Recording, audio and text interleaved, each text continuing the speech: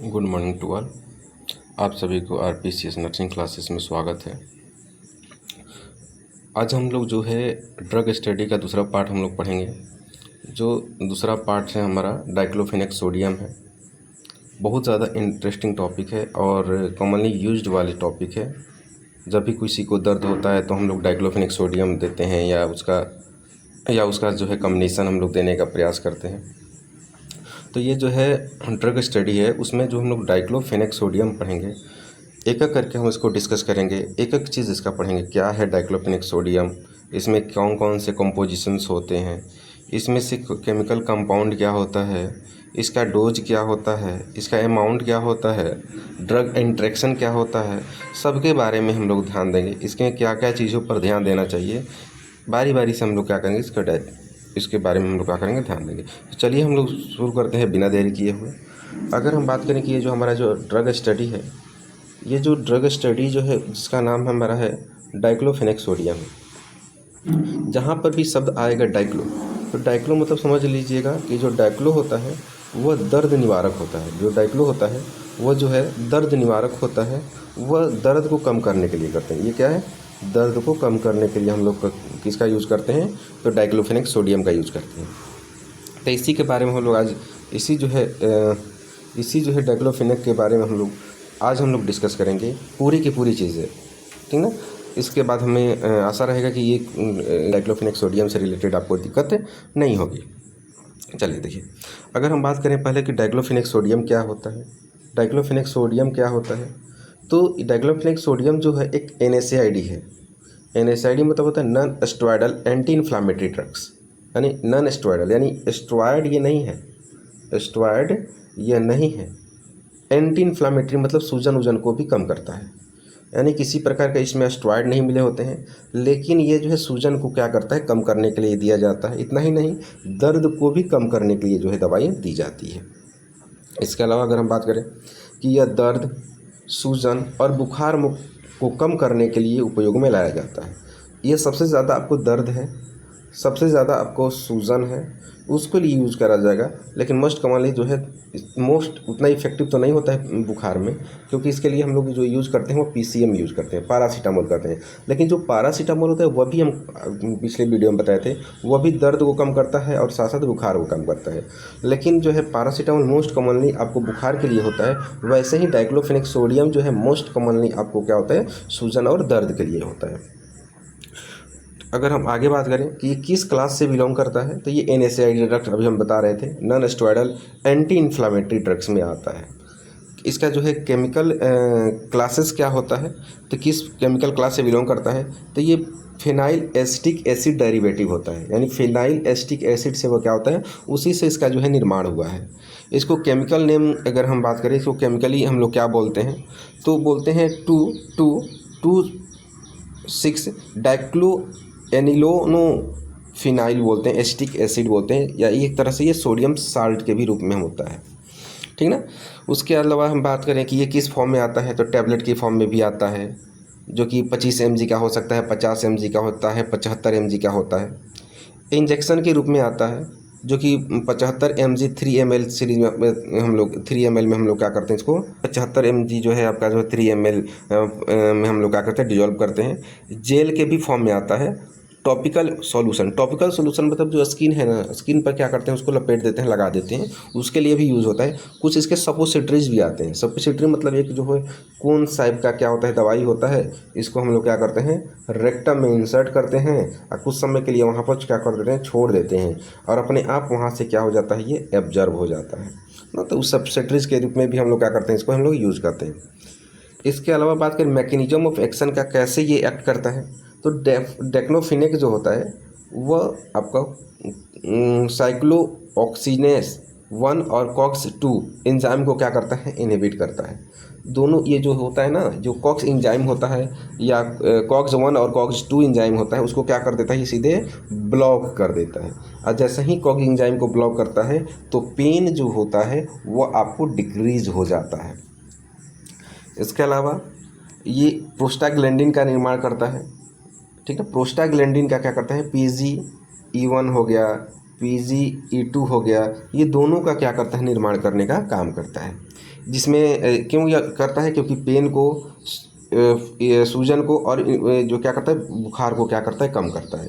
जो प्रोस्टाग्लैंडिन निर्माण होता है तभी जो है पेन, इन्फ्लामेशन और फीवर क्या होता है, रेड्यूस होता है। ये बात को याद रखें। जब तक ये प्रोस्टाग्लैंडिन का सिंथेसिस नहीं होगा तब तक ये काम जो है उसका सुलभ नहीं होगा।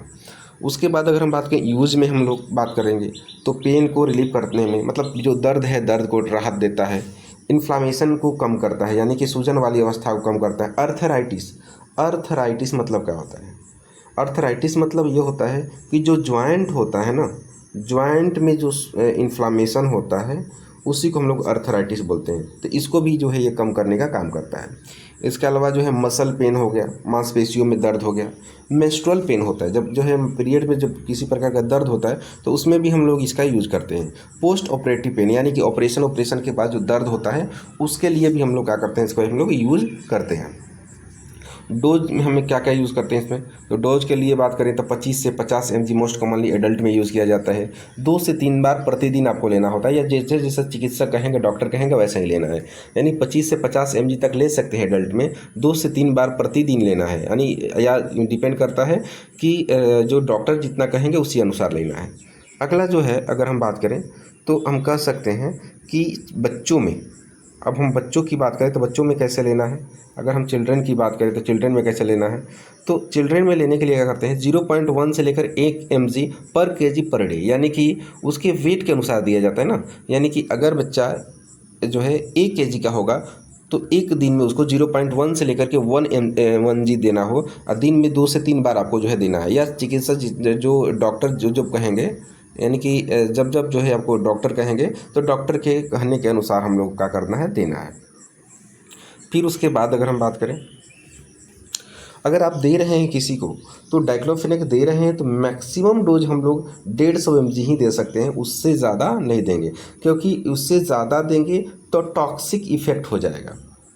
क्या होता है, ये टॉक्सिक इफेक्ट हो जाएगा। मैक्सिमम से मैक्सिमम आपको डाइक्लोफेनेक का कितना दे सकते हैं, 150 mg पर डे। एक दिन में एडल्ट में 150 mg दिया जाएगा, उससे ज़्यादा नहीं दिया जाता है।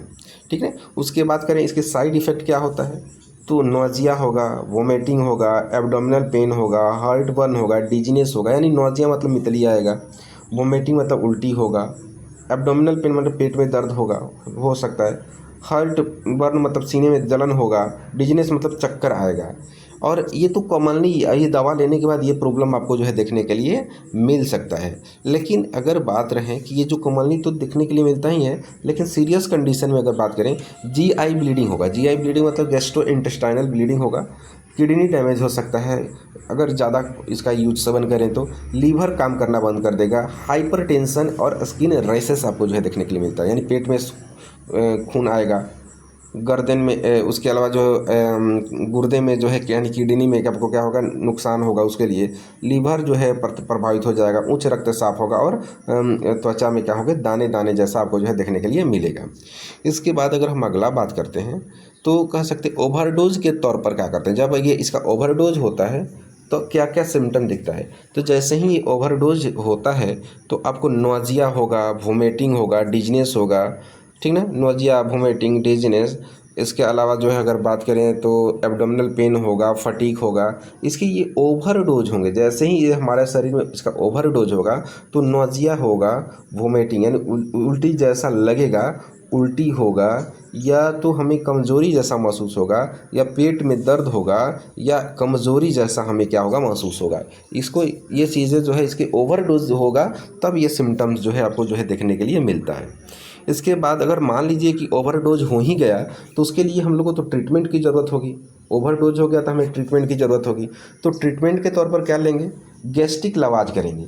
गैस्ट्रिक लवाज मतलब क्या होता है, मान लीजिए कि ये व्यक्ति है, अब हम लोग करते हैं क्या है कि इसकी ओरल कैविटी से क्या करेंगे, एक ट्यूब डालेंगे। जैसे मान लीजिए ये है, ये स्टोमक हो गया, तो क्या करेंगे, एक ट्यूब डालेंगे, और ये जो ट्यूब कहाँ जाएगा, स्टोमक तक जाएगा। और इस ट्यूब क्या करने, देखिए एक होता है शब्द लवाज, एक होता है गवाज। लावाज मतलब होता है कि अंदर के चीज़ों को क्या करना होता है, बाहर निकालना होता है। गवाज मतलब होता है बाहर से अंदर की ओर देना होता है। जैसे एनजी ट्यूब फीडिंग कराते हैं तो गवाज की प्रक्रिया कराते हैं। वो कौन सा प्रक्रिया करते हैं, गवाज की प्रक्रिया करते हैं। लेकिन ये जो है लवाज मतलब क्या होता है, लेना होता है। यानी कि अगर मान लीजिए कोई पॉइजन सब्सटेंस खा गया है या बहुत ज़्यादा मात्रा में कोई दवा खा लिया है तो उसकी ब्लड में क्या होगा, टॉक्सिसिटी डेवलप हो जाएगा। तो इसके लिए क्या किया जाता है कि टॉक्सिसिटी को कम करने के लिए या तो एक्टिवेटेड चारकोल दिया जाता है या नहीं तो जो गैस्ट्रिक एस्पिरेशन किया जाता है। जो गैस्ट्रिक जो अंदर खाया हुआ होता है उसको क्या किया जाता है, उसको बाहर निकाला जाता है, जिससे कि जो डोज हुआ होगा उस ओवरडोज को क्या किया जा सके, कम किया जा सके। यानी कि समझ में आ गया कि गैस्ट्रिक लवाज मतलब अंदर का स्टोमक के कंटेंट को बाहर निकाला जाता है। एक्टिवेटेड चारकोल का यूज किया जाता है। ये भी एक तरह का मेडिसिन होता है। जब हम उसको लेते हैं तो वो क्या होता है, जो टॉक्सिक सब्सटेंस होता है उसको अपनी तरफ क्या होता है, ग्राफ्स कर लेता है। इसके अलावा सपोर्टिव ट्रीटमेंट देते हैं, आईवीएफ और मॉनिटरिंग करते हैं। ये जो है ये सभी चीज़ों को देखते हैं। इसके अलावा प्रिकॉशंस के तौर पर क्या करते हैं, तो प्रिकॉशंस के तौर पर बात करें, भोजन के बाद ही लेना होता है इसको, बिना भोजन के नहीं लेना होता है। शराब के साथ उपयोग में नहीं लेना होता है।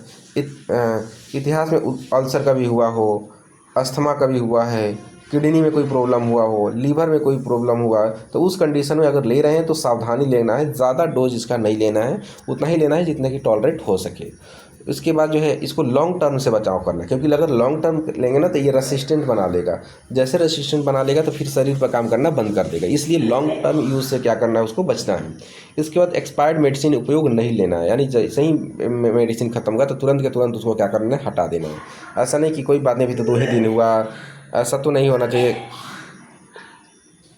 ऐसा तो नहीं होना चाहिए कि सिर्फ ये 2 ही दिन का हुआ है, अभी तो तुरंत एक्सपायर हुआ होगा, ऐसा नहीं सोचना है और ना ऐसा करना है। इसके अलावा बात करें तो कंट्राइंडिकेशन में क्या करेंगे, कब कब हम इसको नहीं लेना होगा, कब नहीं लेगा। पेप्टिक अल्सर हुआ, यानी जो एब्डोमेन है, एब्डोमेन में अल्सर बन गया होगा, घाव बन गया होगा। सीवियर हार्ट फेलियर, यानी कि जो हृदय में दोष हो गया होगा, एमआई का प्रॉब्लम हो गया, हार्ट अटैक का प्रॉब्लम हो गया, तो कभी आया हुआ होगा तो उस कंडीशन में इसको नहीं लेना होगा। किडनी और लीवर का डिजीज़ है उससे में नहीं लेना होगा, और प्रेगनेंसी के 3rd ट्राइमेस्टर में नहीं लेना होगा। क्योंकि अगर हम बात करें कि शुरुआत से लेकर के 12 वीक का जो समय होता है, शुरुआत से जो है 12 वीक का जो समय होता है उसको फर्स्ट ट्राइमेस्टर बोलते हैं। उसके बाद 13 से लेकर के 28 वीक होता है उसको सेकंड ट्राइमेस्टर बोलते हैं। और 29 से लेकर 40 वीक या जब तक कि टिल डिलीवरी, जब तक कि डिलीवरी नहीं हो जाती है तो उसको हम लोग 3rd ट्राइमेस्टर बोलते हैं। लेकिन यहाँ बात 3rd ट्राइमेस्टर की है तो 3rd ट्राइमेस्टर में याद रखिएगा कि जनरली 29 से लेकर के 40 वीक के जो बीच की जो समय है उसके दौरान इसको नहीं लेना होता है। या हाइपर सेंसिटिविटी, यानी किसी प्रकार का एलर्जी हो तब पर भी हमें इसको नहीं लेना होता है। यानी कि अगर बात करें, हमने बात किया कि पेप्टिक अल्सर कंडीशन में नहीं लेंगे, सीवियर हार्ट फेलियर है उसमें नहीं लेंगे, किडनी और लीवर डिजीज़ है उसमें नहीं लेंगे, प्रेगनेंसी है यानी 3rd ट्राइमेस्टर की प्रेगनेंसी है उसमें नहीं लेना है, और हाइपर सेंसिटिविटी के मतलब हाइपर सेंसिटिविटी मतलब एलर्जी होता है, एलर्जी के कंडीशन में हमें नहीं लेना होते हैं। ड्रग इंटरेक्शन के बारे में, ड्रग इंटरेक्शन के बारे में हम लोग क्या क्या देखेंगे। ये जो हम ड्रग इंटरेक्शन मतलब होता है कि जब ये जो है शरीर, जब जब दवा जो है आपस में मिलता है तो क्या देखने के लिए मिलता है ब्लड थिनर। यानी कि जो है अगर मान लीजिए आप ब्लड थिनर है के साथ ये दवा को ले रहे हैं तो ब्लीडिंग रिस्क को बढ़ा देगा। डायूरेटिक के साथ ले रहे हैं, डायूरेटिक मतलब क्या है, जो पेशाब को बढ़ाता है उसके साथ ले रहे हैं तो किडनी डैमेज के रिस्क को क्या कर सकता है, बढ़ा देता है। इसके अलावा ACE इनहिबिटर के रूप में ले रहे हैं, एंजियोटेंसिन कन्वर्टिंग एंजाइम बोलते हैं इसको। ACE मतलब होता है इसको हम लोग बोलते हैं एंजियोटेंसिन कन्वर्टिंग एंजाइम। तो इसके कंडीशन में जनरली हम लोग इसको BP बढ़ता है तो उसके कंडीशन में हम लोग इसको लेते हैं, क्योंकि ACE इनहिबिटर्स होते हैं। ये हमारा जो है बॉडी में एंजियोटेंसिन कन्वर्टिंग जो एंजाइम होता है उसको क्या कर देता है, इनहिबिट कर देता है, और इनहिबिट करने के बाद हमारा BP को कम कर देता है। तो उस कंडीशन में भी अगर BP का दवा चल रहा है, ACE इनहिबिटर चल रहा है, तो उस कंडीशन में भी हम लोग को क्या नहीं करना है, देना नहीं है। क्योंकि हमने बताया ना कि ये जो है ACE इनहिबिटर जो होता है आपका हाइपर या कह सकते हैं एंटी हाइपरटेंसिव ड्रग्स होती इफेक्ट्स को क्या करता है, मेंटेन करता है। अदर NSAID के तौर पर अगर यूज कर रहे हैं, कोई इसके साथ साथ और NSAID ड्रग्स ले रहे हैं तो वो क्या होता है, टॉक्सिसिटी को क्या कर देता है, बढ़ा देता है। ठीक है। इसके अलावा अगर हम बात करते हैं तो प्रेगनेंसी और लैक्टेशन की बात करते हैं। तो प्रेगनेंसी और लैक्टेशन के बारे में इसको क्या करना है कि विशेष रूप से थर्ड ट्राइमेस्टर में तो नहीं देना है, आपको हम बताइए किए हैं। और लैक्टेशन में जब दूध मान लीजिए कि माता जी जब दूध पिला रहे हैं उस समय दूध में कम मात्रा में जाता है, सावधानी से उपयोग करना है, यानी कि ये दूध तक पहुँचता है, लेकिन आपको क्या करना है, इसको सावधानी में यूज़ करना है। थोड़ा सा डोज ले सकते हैं, बहुत ज़्यादा ले नहीं सकते हैं। अब बात की यूज इन चिल्ड्रन, बच्चों में क्या यूज होता है, ठीक है। ये 6 मंथ से अधिक बच्चों में यूज होता है। ऐसा नहीं कि आप 5 मंथ या 4 मंथ के बच्चे में यूज कर रहे हैं, नहीं, 6 मंथ से ज़्यादा बच्चा है तभी उसको यूज करना है। और जो पीडियाट्रिक डोज है ना, वो आपको वेट के अनुसार होगा, जो बच्चे का जो डोज होगा वो वेट के करना बचना है। इसके अलावा बात करें एल्डरली में हम लोग इसका कैसे यूज़ करते हैं। एल्डरली मतलब ये हुआ कि बुज़ुर्गों में कैसे यूज़ करते हैं। तो ये जो एल्डरली में आप यूज़ करते हैं, आई ब्लीडिंग होगा और साथ साथ में किडनी डैमेज का खतरा ज़्यादा होता है। यानी जीआई ब्लीडिंग मतलब हुआ कि गैस्ट्रो इंटेस्टाइनल ब्लीडिंग ज़्यादा होता है और साथ साथ में किडनी जो होता है वो किडनी का खतरा होने का चांसेस ज़्यादा होता है, क्योंकि ऐसे ही उनकी इम्यूनिटी क्या होती है, डैमेज होती है, अच्छा नहीं होती है, इसलिए ज़्यादा रिस्क होता है। इसके बाद डोज कम रखने के लिए कहेंगे कि जब दे रहे हैं बुजुर्ग में दे रहे हैं तो थोड़ा सा डोज कम रखिए। जो डोज कम रखेंगे ना तो इस तरह का रिस्क आपको जो है देखने के लिए नहीं मिलेंगे। इसके अलावा फार्मेकोकाइनेटिक के तौर पर हम लोग क्या करेंगे, फार्मेकोकाइनेटिक के तौर पर क्या करेंगे। तो एक होता है, बताए भी थे कि एक होता है फार्मेकोकाइनेटिक और एक होता है फार्मेकोडायनेमिक होता है। तो फार्मेकोकाइनेटिक मतलब क्या होता है और डायनेमिक मतलब होता है, यानी फार्मेकोडायनेमिक मतलब ये होता है कि drugs act on the body, यानी कि दवा हमारे शरीर पर कैसे कैसे एक्ट करता है। और फार्मेकोकाइनेटिक मतलब होता है कि body act on the drug, हमारा जो है वो शरीर पर जो है, शरीर कैसे उस दवा पर लड़ता है उसके लिए होता है। तो अगर हम बात करें एब्जॉर्प्शन की बात करें, इसमें जो इसकी जो एब्जॉर्प्शन है जीआई में अगर हम देते हैं तो इसको एब्जॉर्प्शन बहुत तेज़ी से होती है। डिस्ट्रीब्यूशन की बात करें तो लीवर जैसे ही इसको तोड़ता है तो उसके बाद ब्लड में भेजता है, तो हमारे पूरे बॉडी में ये जो है फैल जाता है, इसीलिए कहीं का दर्द होता है उसको ठीक करने का काम करता है। मेटाबॉलिज्म इसकी लीवर में होती है। एक्सक्रीशन किडनी से होती है, मतलब शरीर से बाहर निकलता है किडनी से होते हुए। इसकी जो हाफ लाइफ होता है वो 1 से 2 घंटे की होती है। 1 से 2 घंटे मतलब कि 1 से 2 घंटा में उसका आधा डोज क्या हो, आधा जो है हमारे शरीर में एब्जॉर्ब हो जाता है, ख़त्म हो जाता है। इसके अलावा नर्सिंग मैनेजमेंट की बात करते हैं, तो नर्सिंग मैनेजमेंट के तौर पर अगर बात करें तो उस कंडीशन में हमें क्या देना होता है कि याद रहे कि सही डोज देना होता है और वाइटल साइन को मॉनिटर रखना है। जो ड्रग्स का जो रूट है ना उसको याद रखना है, ड्रग्स का जो राइट्स है उसका याद रखना है। इसके बाद पेन स्कोर को एसेस करते रहना है कि कितना कम हुआ। जीआई सिम्टम पर ध्यान देना है, कभी कभी जीआई अपसेट होने के चांसेस होता है, बहुत ज़्यादा मात्रा में नौजिया वोमिटिंग होने के चांसेस होता है, तो उस पर ध्यान देना है। और इसके बाद ज़्यादा से ज़्यादा पानी पीने के लिए कहेंगे और पेशेंट को एजुकेट देने के लिए कहेंगे। यानी मेरे कहने का मतलब क्या है कि घर में हम लोग केयर क्या करते हैं, तो हल्का भोजन लेने के लिए कहेंगे, दर्द वाली जगह पर आराम देना है आपको, डॉक्टर की सलाह लिखने लगना है और सेल्फ मेडिसिन से बचना है। अपने से कबो नहीं डॉक्टर बनना है, अपने से दवाई नहीं लेना है। इसके अलावा अगर हम बात करें तो आपको प्रिकॉशंस के तौर पर बात करें, प्रिवेंशन की बात करें, अगर मान लीजिए कि वो दवा का के शरीर में क्या हो चुका है, टॉक्सिसिटी हो गया है, तो टॉक्सिसिटी हो गया तो उस कंडीशन में क्या करेंगे, लोएस्ट इफेक्टिव डोज होता है ना, शॉर्ट ड्यूरेशन होता है। कहने का मतलब क्या है कि जो इफ़ेक्टिव डोज है उसको थोड़ा सा कम कर दीजिए, उसके बाद जो है ड्यूरेशन को जो है थोड़ा सा क्या कर दीजिए, कम कर दीजिए। रेगुलर चेकअप कराते रहिए, लीवर और किडनी के फंक्शन को देखना है और अल्कोहल का कभी उपयोग नहीं करना है। इसके अलावा जो इसके पॉपुलर ब्रांड्स आते हैं जैसे कि वोवेरान के नाम से आता है, वेवरॉन के नाम से आता है, डाइक्लोमोल के नाम से आता है, डी पेन के नाम से आता है, वोल्ट्रेन के नाम से आता है, डिक्लैक के नाम से आता है। इसके ये पॉपुलर जो है ब्रांड आता है, इसी नाम से आपको जो है मार्केट में जो है देखने के लिए मिलता है, ये पांचों ब्रांड के नाम से दिखता है। इसके अलावा अगर हम बात करते हैं हेल्थ एजुकेशन के तौर पर क्या करेंगे, दवा हमेशा जो है किसी के सलाह से लेना है, यानी किसी की मतलब कि डॉक्टर के सलाह से लेना है। ज़्यादा डोज से पेट और किडनी को क्या कर सकता है, आपको नुकसान करता है। शराब और बिना ज़रूरत के पेन किलर नहीं लेना होता है, क्योंकि पेन किलर अगर लेते हैं, या डाइक्लो भी तो एक तरह का पेन किलर है, तो ये क्या कर सकता है, आपके शरीर के लिए टॉक्सिसिटी इफेक्ट कर सकता है, रेसिस्टेंट पैदा कर सकता है। तो आपके जो नॉर्मल फ्लोरा होते हैं वो भी डैमेज हो जाएंगे। तो दवा खाए हैं कुछ और के लिए, यहाँ और प्रॉब्लम जैसे डायरिया जैसे प्रॉब्लम जो होना शुरू हो जाएगा, या किडनी का प्रॉब्लम होना शुरू हो जाएगा, या हार्ट का प्रॉब्लम होना शुरू हो जाएगा ना। तो ये चीज़ें जो है देखने के लिए मिलता है। इसके अलावा कुछ इसके इम्पोर्टेंट पॉइंट होता है, तो इम्पोर्टेंट पॉइंट के तौर पर याद रहे कि डाइक्लोफेनेक सोडियम एक प्रभावी क्या होता है, NSAID ड्रग होता है, यानी NSAID मतलब non steroid anti inflammatory drugs होता है। ये दर्द हो गया, सूजन हो गया, बुखार को क्या करता है, ठीक करने का काम करता है। ज़्यादा डोज अगर लेते हैं तो लीवर हो गया, किडनी हो गया, स्टमक को क्या कर सकता है, नुकसान पहुंचा सकता है। सही डोज, सही समय, सुरक्षित जो है आपको ये लेना है। कुछ कुछ एग्ज़ाम में पूछे जाते हैं, ANM GNM में वन लाइनर क्वेश्चन में ये पूछा जाता है, कभी कभी वन लाइन क्वेश्चन में पूछा जाता है कि ड्रग किस ड्रग टाइप का है, तो NSAID ड्रग टाइप का है। मेन यूज आपका इसके पेन, इन्फ्लामेशन और फीवर को कम करता है। क्लास आपका जो है फेनाइल एस्टिक एसिड डेरिवेटिव्स होते हैं। मैक्सिमम डोज इसका 150 mg एडल्ट में देते हैं। हाफ लाइफ 1 से 2 घंटा का होता है। और केमिकल क्लास जो होता है phenyl asterisk and acid derivative होता है। अगर हम सिंपल शॉर्ट नोट्स के तौर पर बात करें तो हम इसको हम लोग कह सकते हैं कि ये जो है डाइक्लोफेनेक सोडियम जो है एक नॉन NSAID ड्रग्स होता है, जो हमारे दर्द हो गया, सूजन हो गया को कम करता है। और ये क्या करता है कि जो इंजाइम, जो हमारे COX-1 और COX-2 इंजाइम हम होते हैं, और साथ साथ में जो प्रोस्टाग्लैंडिन क्या करता है, निर्माण करता है। और इससे क्या होता है कि जिसे इससे क्या होता है कि दर्द को क्या करता है, कम करने का प्रयास करता है। और अगर मान लीजिए अधिक ज़्यादा डोज में ले लिए तो पेट में अल्सर हो जाएगा, लीवर में प्रॉब्लम आ जाएगा, किडनी में प्रॉब्लम, नुकसान हो जाएगा। ये सभी चीज़ें जो है आपको जो है देखने के लिए मिलती है। शायद यहाँ तक आप सभी को समझ में आ रहा होगा। ये पूरा के पूरा हमारा जो है ड्रग स्टडी था, और ये जो ड्रग स्टडी था वह डाइक्लोफेनेक का था। ये डाइक्लोफेनेक का क्या था, पूरा ड्रग स्टडी था।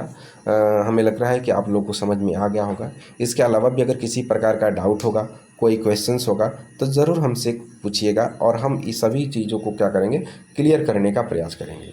ठीक है, तो आज के लिए इतना ही रखते हैं। अब मिलते हैं अगला क्लास में। तब तक के लिए धन्यवाद। तब तक